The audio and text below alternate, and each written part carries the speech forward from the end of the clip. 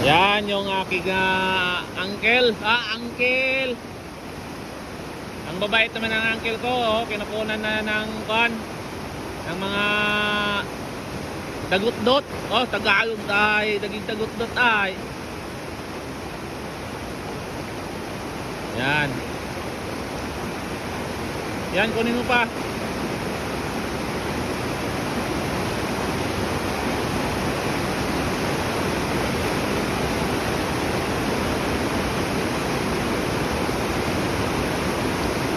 Tikakol.